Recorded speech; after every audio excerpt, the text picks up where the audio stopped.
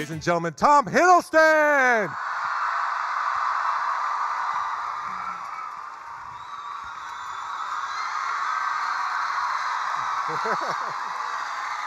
So good to see you. Yeah, look at that. Hi, everybody. Look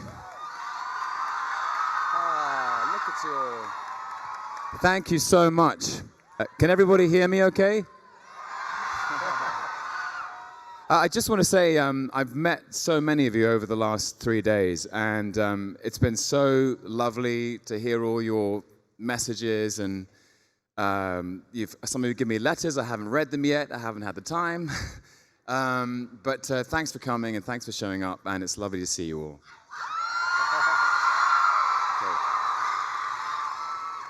That's pretty great, isn't it? Yeah.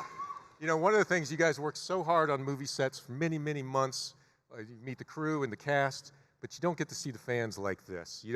This is a different experience for you. It's like being Bono. It's always special. I mean, all of us think. By the way, I send apologies from my brother from another mother, Chris Hemsworth, who is hard at work. But we always talk about on the set how these movies don't exist without the audience, and I've been doing this for a while now, and the pleasure, I think, is that the whole Marvel Cinematic Universe feels like a family, and that you guys are as invested in it as much as we are, and this is it's cool. Yeah. It's absolutely, and it's such a tribute to what Kevin Feige and Lou D'Esposito and all the Marvel folks have put together, and for you, dating back to Thor, back when I met you, when you were making the first Thor film, they say that the most important thing in a hero movie is the villain. And how great is it that you could hold the screen, like in the first Avengers movie, there's a lot of heroes in that movie. There's only one bad guy, and he's the best bad guy. Come on. Thank you very much. Yeah, I've enjoyed it. It's been a roller coaster, that's for sure.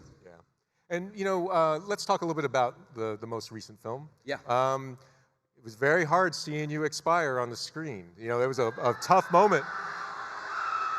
But it was a wonderfully acted scene, and there was something very special in it because, as we were talking backstage, you identified yourself for the first time. Yes.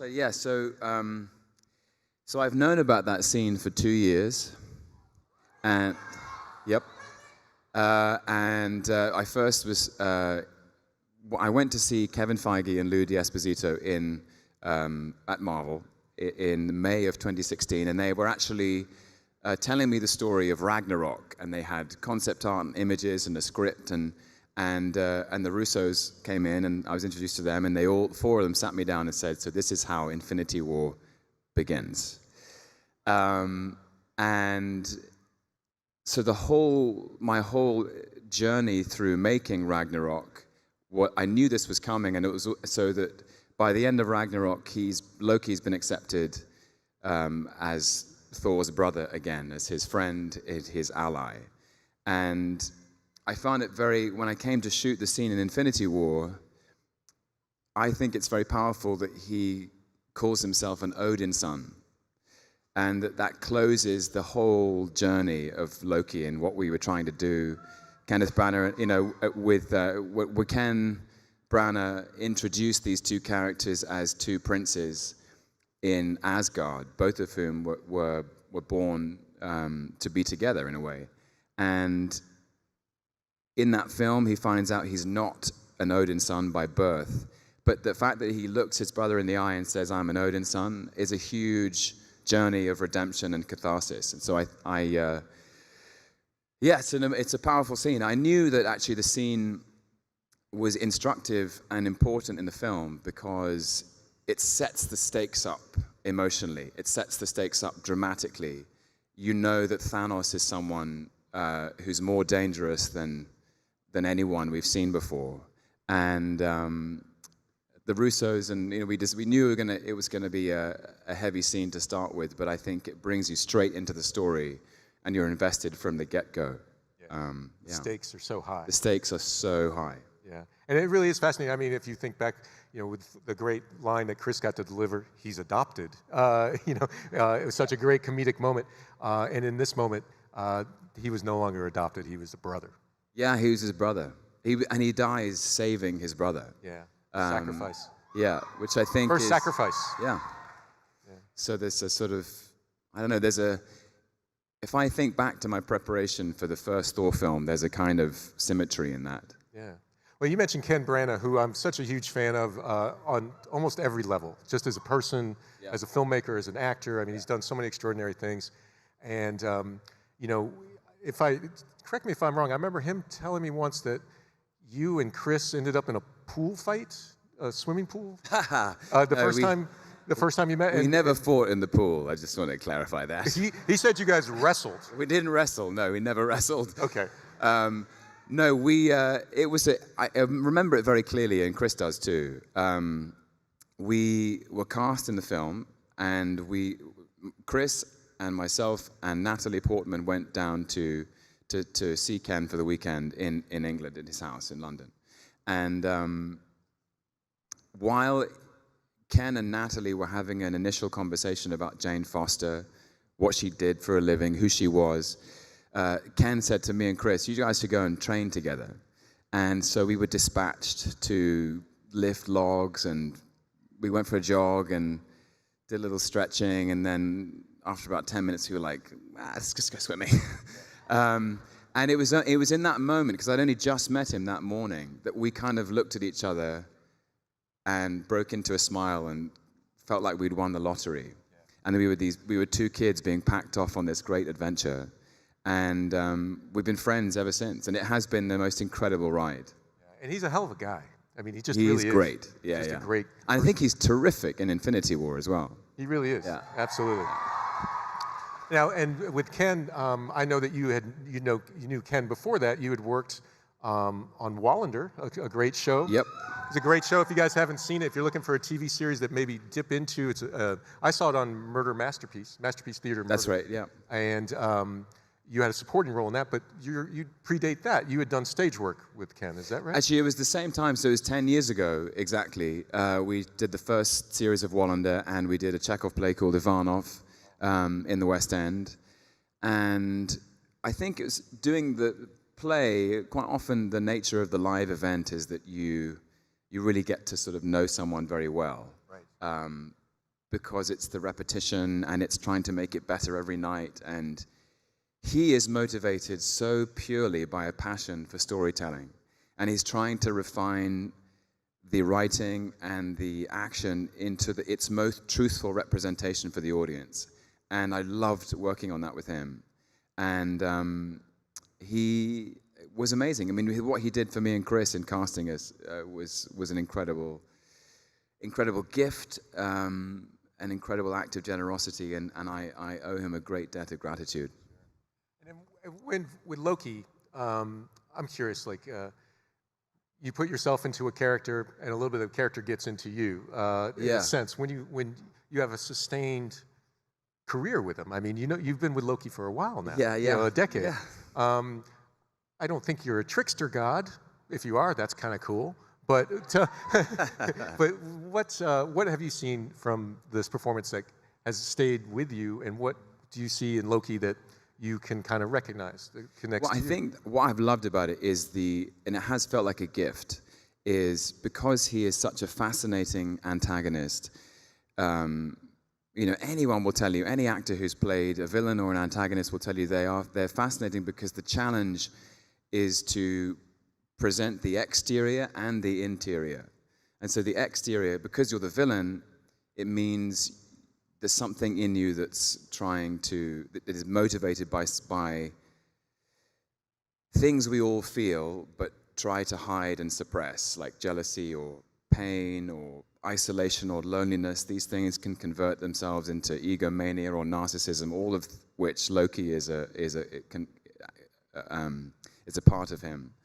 But then the challenge, if the exterior is that he's trying to pit the Avengers against each other, or he's trying to work some kind of scheme, if you can allow the audience to see the vulnerability behind all of that, so that you have this internal, external relationship. And the final thing I would say is that I had to remind myself every day he's the god of mischief, and it's my professional obligation to have a great time.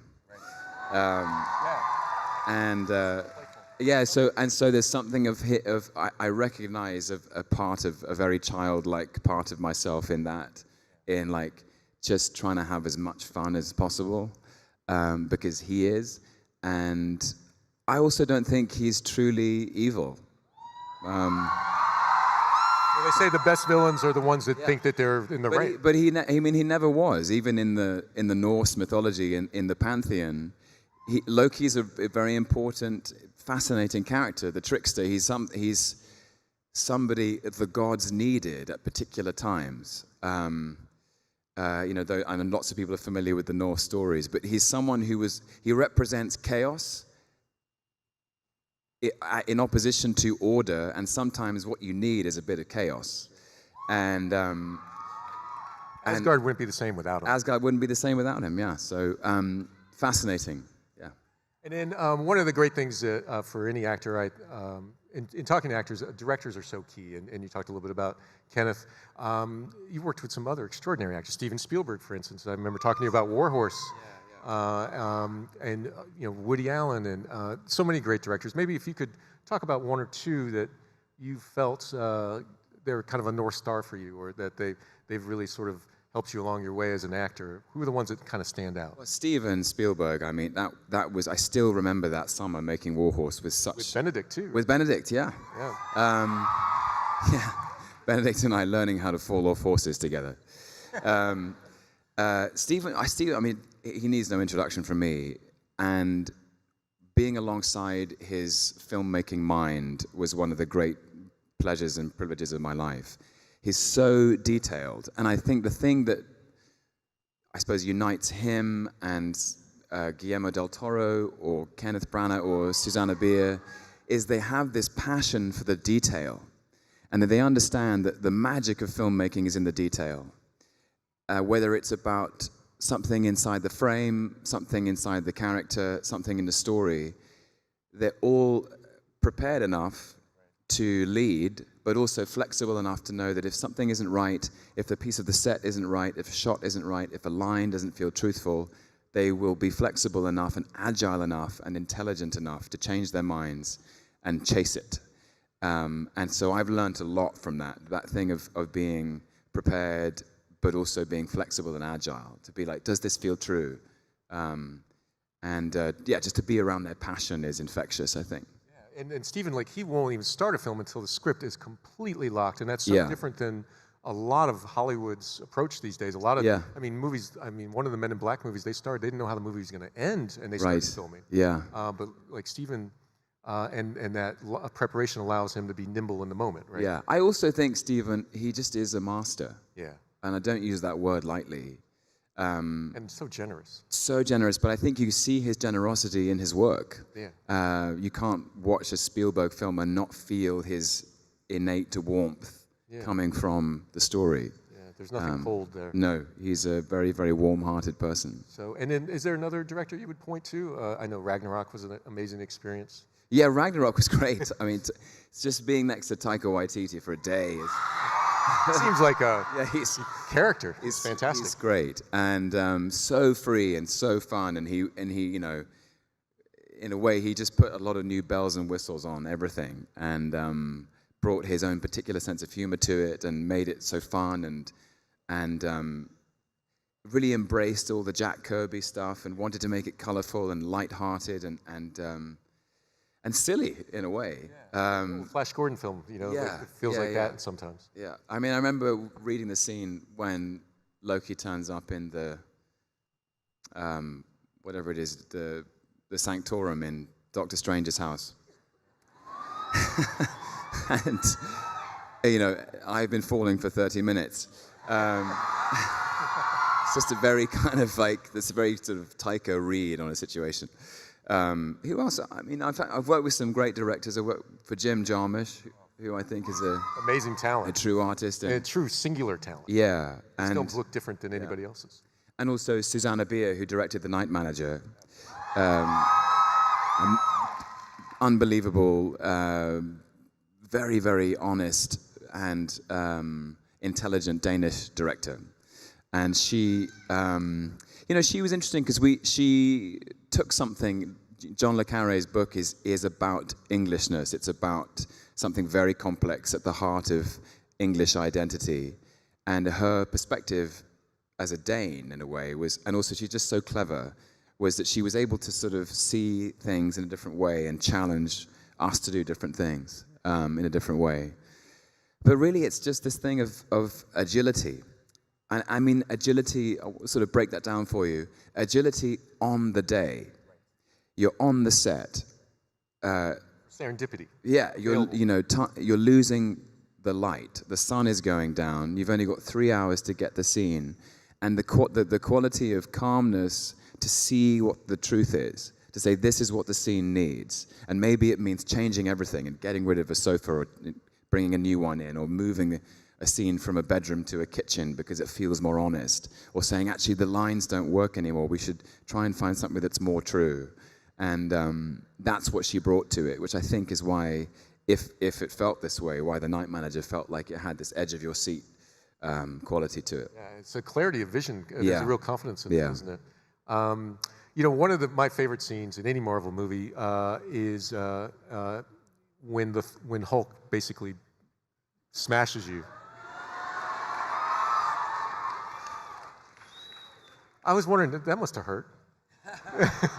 I mean, I didn't do all of it. No, I still remember it very fondly because it was always in the script, and throughout the course of the first Avengers, Loki is given so much status and so much power, and in that one split second, he loses all of it. Right. And when I first saw a kind of animatic composite of it, and I think I've told this story before, but Mark Ruffalo's son Keen was on the set, and it made him laugh so much. I thought this is going to work. And then when it came to the day, actually it was just me jumping into trenches in the set, which felt insane. But it worked. Yeah. Well, it has such a almost like a Looney Tunes. Yeah. The velocity and Exactly. impact it has. Yeah. I mean, he deserves it at that point. Yeah. Well, you wear it well. Yeah. You wear it because you're very haughty. You don't call the Hulk a dull creature and get away unscathed. If Steven Spielberg is the epitome of preparation and structure, and then finding magic in it, is Robert Downey Jr. the epitome of a genie in the bottle, or does he have some of the same thing? I mean, there seems to be so much, not ad lib, but there's so much openness to finding new things. But is that preparation as well? Well, I think Robert comes very, very prepared, but he's also so intensely alive. And so that vitality on the set is what you see in what he does as Tony Stark. And, he again, it's this thing of agility. He's almost like a dancer in that he's always light. And a lot of the funny jokes and the one-liners he comes up with, but it's more that thing of, he understands that the thing that's interesting on camera is life, as opposed to preparation, as opposed to like the hard work you've done. That he knows what people enjoy seeing, and what is interesting to watch is something happening before your eyes as it's happening. And so the reason he's so spontaneous, I think, is he understands that that's the magic. And it is as an actor, you need a mixture of freedom and discipline to be able to do that. And I think Robert has got, if I can say this, got better and better and better as Tony Stark. He was amazing the first time, but he is the elder statesman of this MCU, and none of us would be here without him. And the performances have got incredibly emotional, I think, and vulnerable. And you start to see that he feels sometimes overwhelmed by the things he has to take on, and you really read that. And that's the secret sauce in Marvel films in general. I think is the human heart that's beating. Because the CG. You look at spectacle films. I mean, I love The Matrix. I love the Star Wars films. I love the Star Trek films. But things can feel flat after a while, or you can be overwhelmed by all the things that are happening on the screen. But in the Marvel films, like it comes down to most of these characters are driven by alienation or affliction.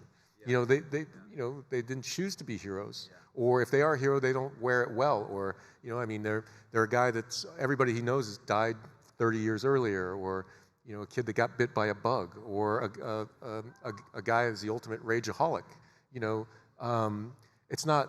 They're not necessarily golden ideals, and that really. I think that's the reason that everybody's here. I think that is because we care about that. Well, I think that comes from Kevin Feige. I think he innately understands that what is the most compelling, the center of these films is human drama. And sometimes it's comedy, but it all comes from the humanity of the people you're watching. And they're some of the guys I've worked with and the way they've actually pushed the form of visual effects is dazzling. You work with some people, time and time again, like I worked with some visual effects artists on Ragnarok who I'd worked with on the first Thor film, and they had taken their own work on by so many leaps and bounds because they'd been allowed to, because there was the material to work on. But Kevin always insists that they can't do anything unless there's humanity at the center of the frame. And I think that's why Marvel has kind of got this secret ingredient in a way, is that they understand that humanity is the thing that connects all of us. That's why you're all here, I think. Certainly why I'm here. It's kind of a silly question, maybe, but if Loki had a Walkman or a playlist, what kind of music do you think Loki would be? When you're getting into performance, is there a soundtrack in your head? It's a silly question. I'm not sure if there's an answer. I don't know. I've listened to different things over the years. It honestly, it depends on what I'm listening to. I'm not that disciplined about Loki's music, but what was that? We have a Shakira on the left. Eminem? Could have been, I don't know. It's something with a tempo, something that's something upbeat, something light. Could have been that too. We have a Will Smith from the center. Getting jiggy with it? I don't know. There was a lot of, I remember at San Diego Comic Con a couple of years ago, there was a lot of Daft Punk. I feel like that's up his street. Wow, yeah, okay. Exactly. Yeah. Roger that. And then, what was going way back, if you recall, the first day on the set of the first film? Do you remember what the first? I do. Tell us a little bit about that. The first day, my first day ever as Loki was with Chris as Thor, and we were on Jotunheim in that film, and we were playing the scene with Colm Feore as Laufey, the confrontation with Laufey, where Laufey is dismissive of Thor's arrogance and hubris, and Loki gets a sense that this is a fight they might not win, and maybe they shouldn't be here. And he's trying to encourage his brother to think before he acts. But they also feel very together, very connected, that they are two halves of the same whole. And yeah, day one. And it's exciting to look back on it, actually, because the first shot of the two of Chris and the first shot of me was the same shot. It was a two-shot from Colm's perspective as we were looking up at the first, he's the king of the frost giants. And this is obviously before Loki discovers the truth of his lineage, but he still has some sense that something isn't quite right. We'd done a lot of prep as well. We'd done so much work.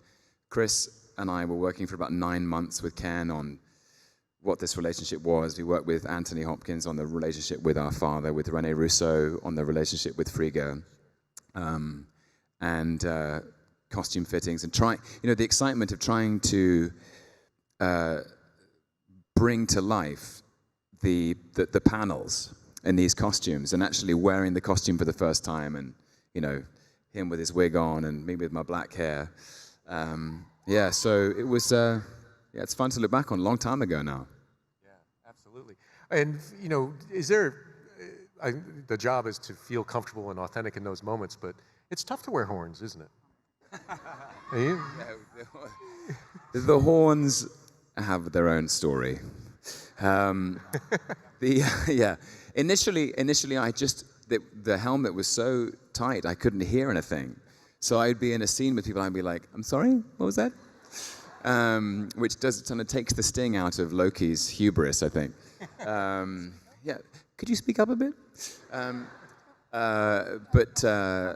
No, honestly, it was exciting, and it's exciting to step into these big costumes, and also Ken understood as an actor that it can be almost alienating and isolating to be standing on a mark surrounded by green screen with nothing to feed your imagination.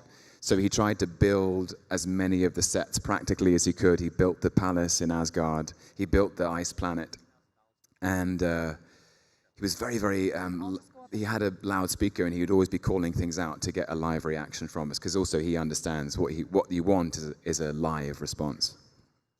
And do you think with your stage background, I mean, on stage, you're perceiving things that other people can't perceive. Do you think that was a natural asset for you once you got into this sort of CG acting? Maybe. I mean, acting, acting is kind of like, it is, as I've said before, an act of imagination. And you have to risk, you have to sort of, when a director calls action, you have to imagine you are somewhere else. And that's a muscle you flex wherever you are as an actor, whether you're making a short film or whether you're on stage or whether you're doing a CG thing. And Ladies and gentlemen, the friendly neighborhood Spider-Man. Hey. It's the new TH. Tom Holland. What's up, everyone?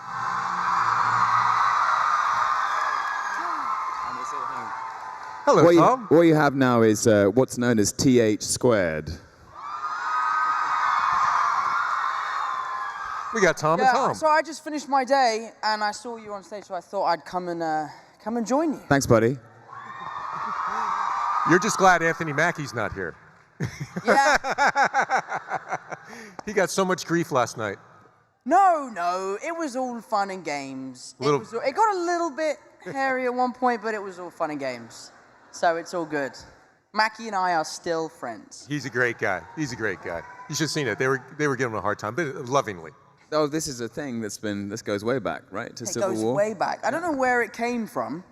And it was funny because the first time I ever saw any Mackie and Sebastian hate towards me, I thought it was real. Oh, no. Because I just saw like a tweet like, Sebastian Stan and Anthony Mackie roast Tom Holland. I was like, what have I done? But it's a joke. We're all friends, really, so don't worry about it. Oh, he's a prince. He's a good guy. He's a great guy. Super talented. So how was your day, Tom? My day was great. My day meeting all you guys was lovely. Yeah,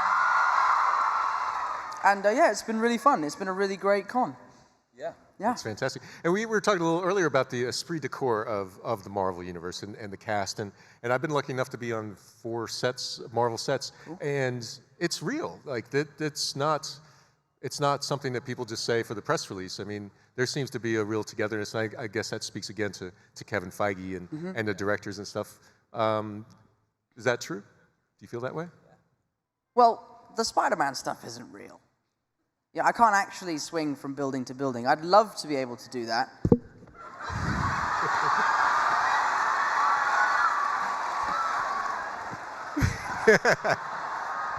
Well, I've seen you do I thought it was real. I've seen you do backflips. I mean, there's elements of it that are real, and some of the stuff that our stunt doubles do is incredible. I don't know if you guys remember from Spider-Man Homecoming, there's a scene where Spider-Man is thrown into a school bus, and then the shocker punches it, and it flips.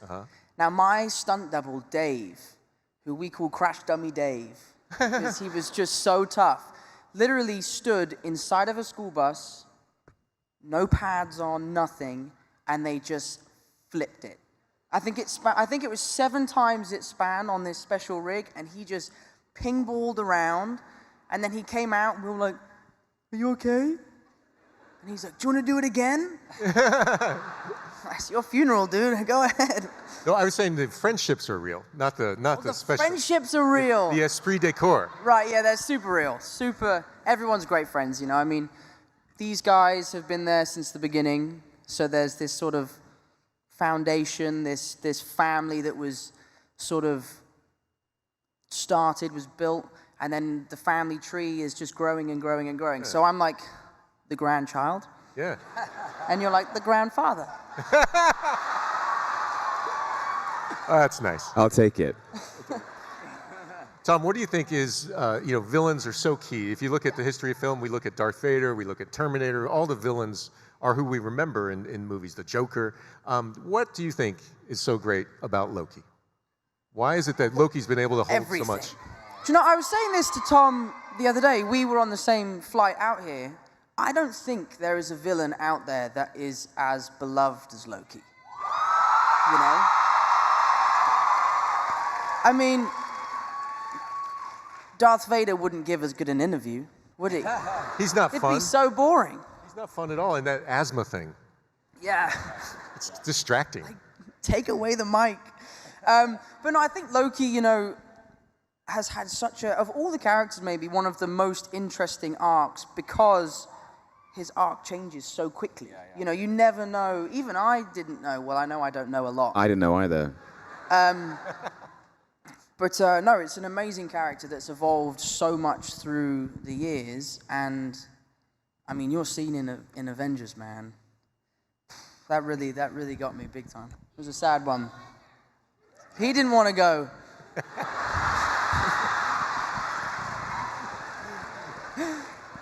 He did go, at least he went for the head, though.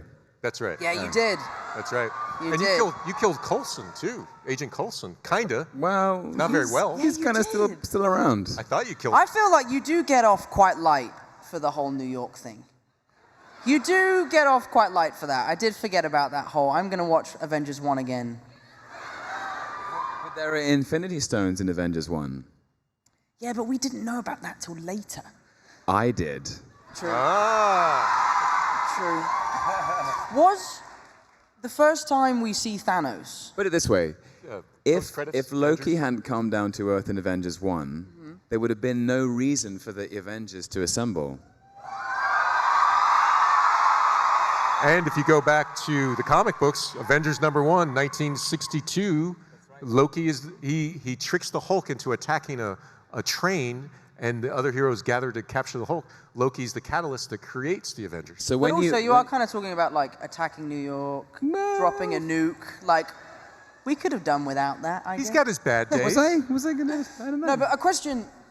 So the first ever time we see Thanos Yeah. in the Post-credits. post-credit scene, is that Josh?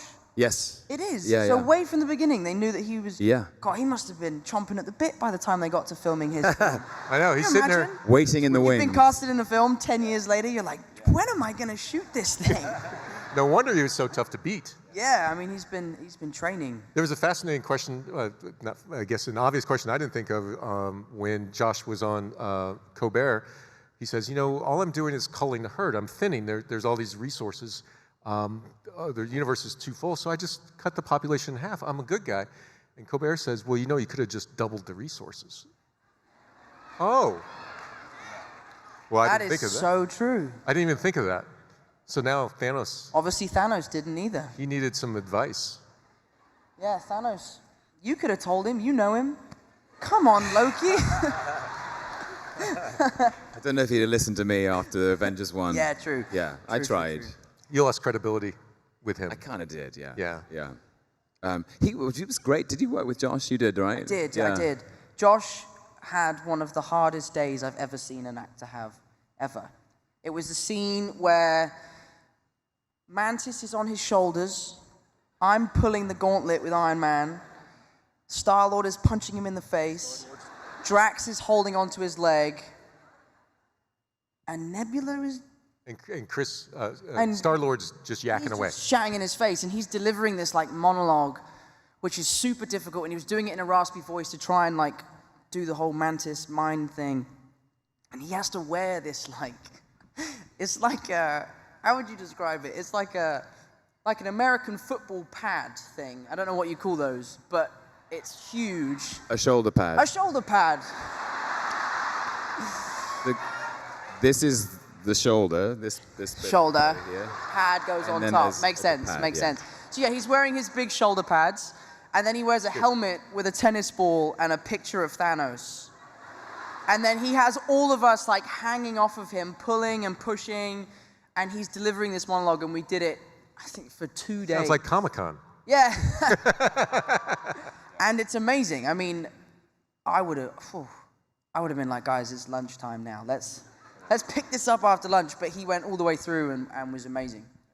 So when was your death scene? Was that the last thing that you filmed for the Infinity? Yes, yeah. I didn't know the order. If Yes. for some reason No. So it'd be tough to do something. Filmed it after that. in April last year. Yeah.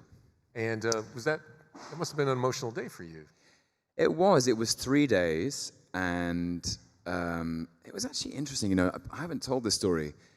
Ebony Moore is played by an Irish actor called Tom Vaughan Lawler, who was my mentor at drama school. Really? No way. And Rada, yeah. And it was, I'd never worked with him. And there we were on the set, and I was like, hey, Tom, how's it going?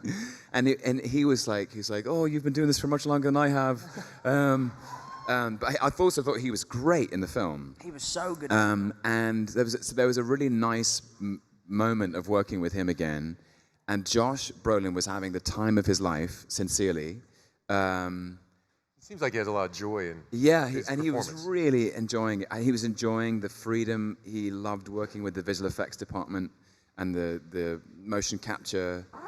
You know, because he did lots of tests before he shot, and I was feeding off his enthusiasm, and the Russos were incredibly generous because they knew this was the opening of their film, and they also knew the emotional weight of it, and both of them were like, "Oof, this is a big scene," and it did feel, once we started, it went very quickly, and it felt kind of. It was a big day. Yeah. It's a big day. 10 years, man. 10 years. This guy. Crazy, man. The moment itself was really emotional. Like the Russos came up and they were like, respect. Yeah. Those guys are so nice. They're nice. amazing. What they've done. I mean, Unbelievably nice. I remember seeing The Winter Soldier. Extraordinary. Unbelievable. So awesome. Yeah, I was shooting Crimson Peak in Toronto, and I went to see. Thank you. And I went to see Winter Soldier on its opening weekend, having obviously been in these movies, and I thought, wow, they've taken it on and developed it and expanded the universe, and there's more characters I care about. They are great, those They two. have the highest average box office of any director in the history. Oh, It's hard not to, considering the movies they made. One of the great luxuries that the key cast members have in any Marvel film is an incredible supporting cast. You mentioned some of the people. I mean, if you go back to Iron Man, people forget Jeff Bridges was in that. I mean, there's great. Oh, I don't. Yeah, I mean, Yeah. he's fantastic, but you don't hear about that. You don't necessarily think about that. I mean, Anthony Hopkins, you mentioned, Rene Russo and Yeah. Thor, Skarsgård. I mean, so many people. Yeah. Same with Spider-Man. Michael Keaton. Michael Keaton, right at the My top man. of the list. Could you guys talk a little bit about that? And for you, with Anthony Hopkins, Yeah. tell us a little bit about Tony. I've interviewed him. He goes, "Call me Tony." I'm like, I don't think I could do that. I think I could, Sir Tony. Yeah. Maybe Sir Anthony, Sir, but. Well, I mean, growing up, he was one of my acting heroes. But yeah, particularly The Remains of the Day was a big. I loved that film growing up, and he is a. Everything okay? Watch this. I was just waving at someone. Just- Sorry. Point to any part of the room. Watch this. Point to any part of the room. Yeah. That's cool. Did anyone watch England this morning? It's coming home. It's coming home. It's coming home. We were up this morning watching it together. We Yeah. were watching it in our pajamas. Yeah. Watching England together like this on an iPad. Yep, that's how it went. But with Anthony Hopkins, Sorry, yes. No. With Remains of the Day, that has one of the greatest scenes I've ever seen an actor do.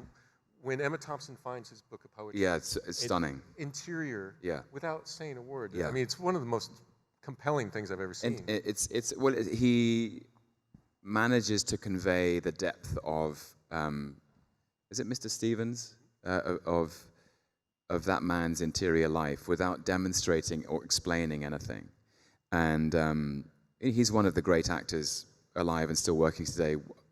We all working on that film, from Kevin Feige, Ken Branagh, Chris Hemsworth, Natalie, and myself, we felt lucky to be in his company.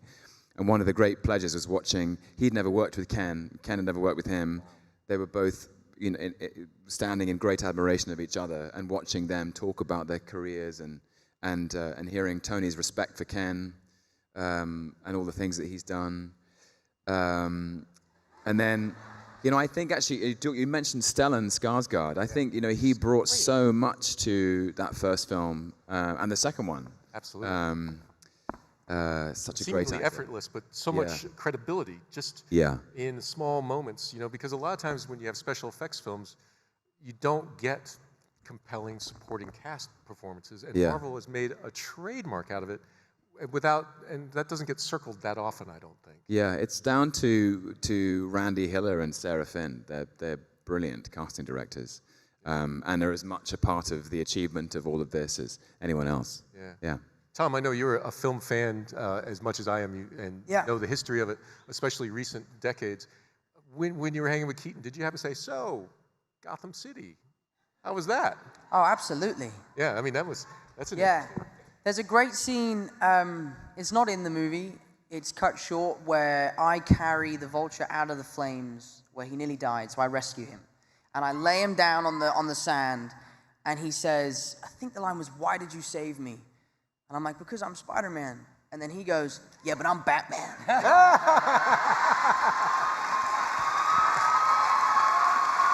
That's cool. I will never forget that. I will never forget that. And but he was awesome. amazing to work with, terrifying. That scene we shot in the car was so stressful. You look scared. Was so unbelievably stressful, and we shot it for a whole day. And as soon as you'd call cut, he was like the nicest guy ever, and you'd be talking about whatever, but then you'd call action, and then he would sort of become this villain, and I'd be like, okay, cut. You're like, I want to go. Yeah, I don't want to go. But yeah, no, it was amazing to work with him. But one of my favorites from Spider-Man Homecoming is Marissa Tomei. I mean, For sure. she is an angel and so talented. And, the challenge for us with Spider-Man Homecoming was, okay, this is the second reboot. This is the fifth movie. Sixth movie? Fifth movie? Sixth movie. Let's make it unique. Let's make it different. How do we do that? And Marissa brought such an interesting new idea to this character that we know and love so well. And it absolutely worked. Yeah. It's such a sense of place. She really seemed to belong in Queens. And she really sort of made her mark as Aunt May in the film, and she's a very memorable character. And I love Marissa as well. She's so great. She's so sweet. She's got a lot of good things going on. Yeah. Sorry. Producing and stuff. Yeah. What's interesting about this as well is the producer of Spider-Man is a man called Eric Carroll, who's a very fine gentleman and a great producer. But he started on Thor with Ken Branagh, and he was somebody who Ken hired to, I think he's told the story himself, but he was hired to research the cinematography of space travel, because Ken was trying to think of what would the Bifrost travel, what would the traveling through the Bifrost look like? How would you want to guide audiences through the universe, through the galaxy, through the cosmos, all these stars, planets, and solar systems? And Eric put together a kind of trailer or a reel for it.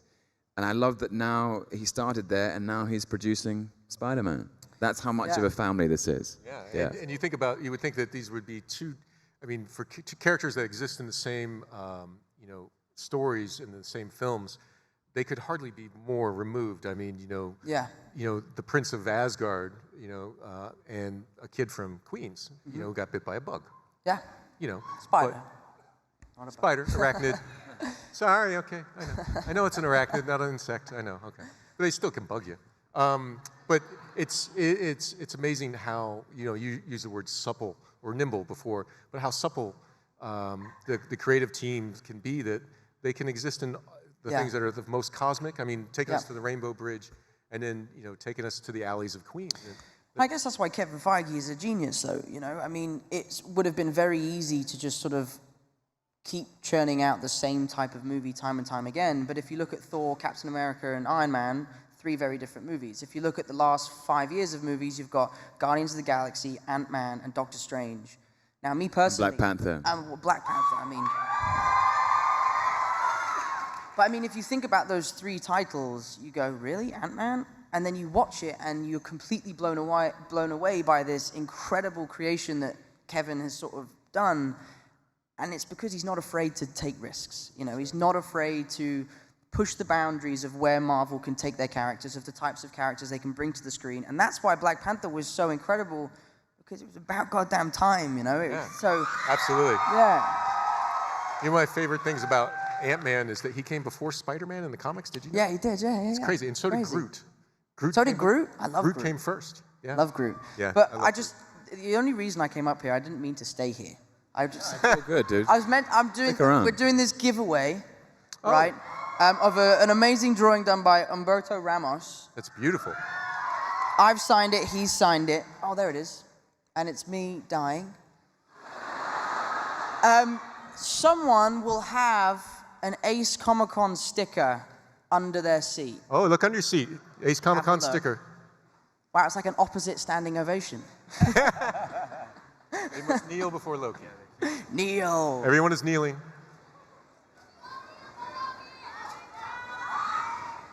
Chewing gum doesn't count. Thank you. Hey, Got it? Oh, he has it. Come on up. Come on down.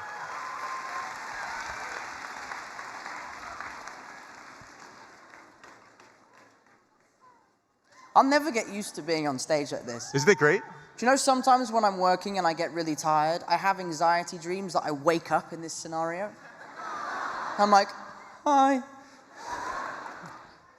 Hello, sir. Thank you very much. Congratulations. Here, come this way. He sure is friendly. Yeah. Friendly neighborhood Spider-Man. Friendly neighborhood Spider-Man. Here you go. Thanks very much. Nice to meet you. Thank you very much. Guy in a Boba Fett shirt. Awesome. All right. I guess... Tom, don't go. Stick around. Stick around. Go. Come on, don't go. You don't want to go. I don't want to go. Let me ask you this. Walking around Comic-Con, one of my favorite things is looking at all the toys and the action figures. When I was a kid, I loved Star Wars toys. That, for me, I love the movies, but I love the toys more. Yeah. The movies I made in my head is why I became a Star Wars fan for life. And the Marvel toys were good. Now they're amazing. I'm wondering how you feel about your action figures, because I would imagine, if I had an action figure of me, I'd be looking at me like, well, I don't know about that one. Have you had some that you like and some that you don't like? It's weird for sure. You have them all? Have you had that thing where you have to approve your face? Over at Mattel, or You get sent like a gray image next to Yeah. a penny, I think it is. Something like that, yeah. A scale thing, and then you have to approve it. And the first few that they made of me were horrendous.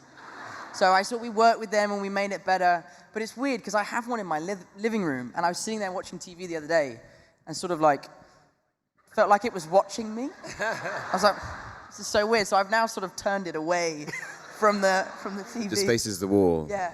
how do you have any action figures yourself? If that's not too personal to ask. No, I think I have they're not so much next to the TV. I have loads. If you don't dust, they get webs. That makes it even better.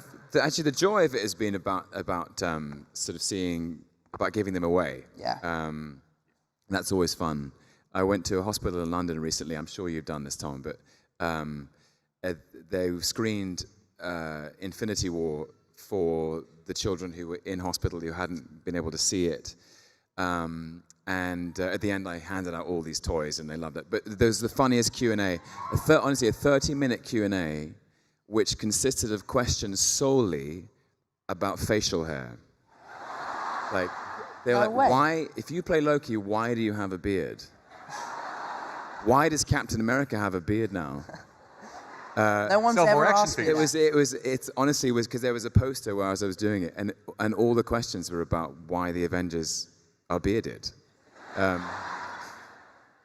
you don't have a beard in the movie. They're talking about why do you I have a don't. beard in real life. Understood. Yes, yeah. They want to know why you didn't match yourself. Yeah. But I always say he's a shapeshifter, so it's fine. Exactly.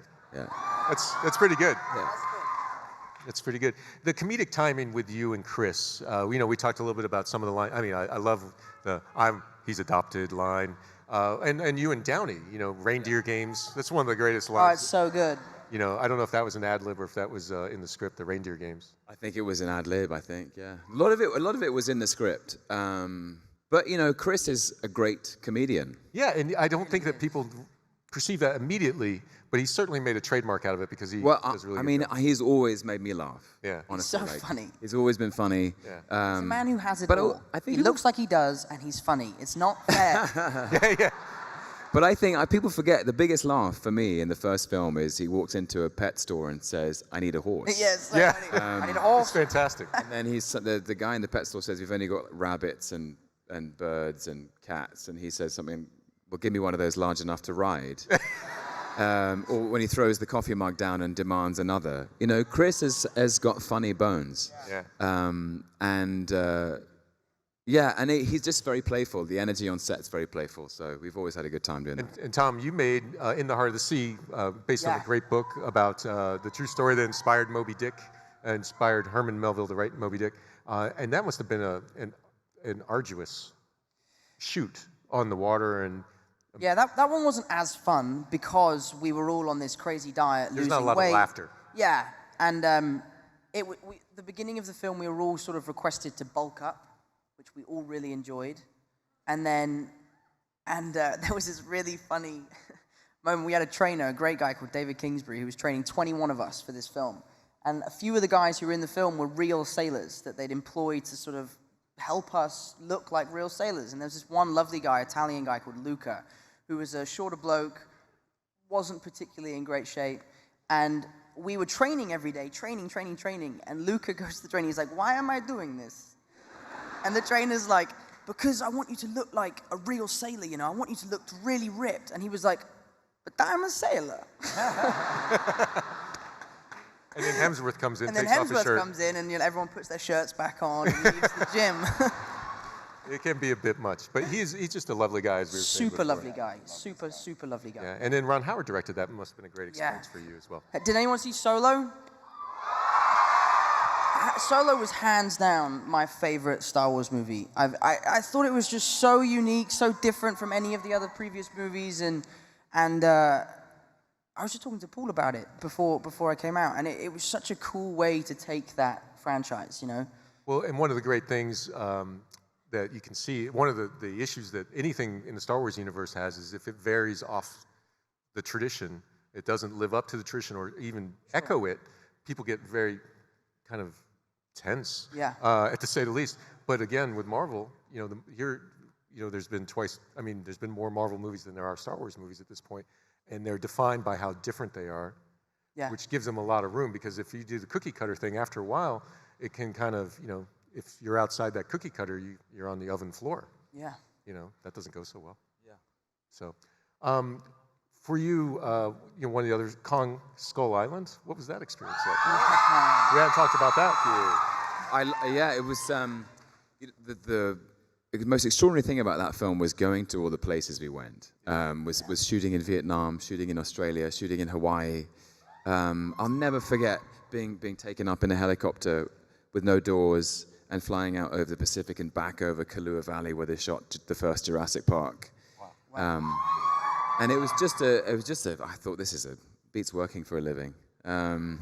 It was a great day. Yeah. How did you do the sword fighting sequence where you're like slicing those? Was there anything there, or was that because sometimes there was nothing there.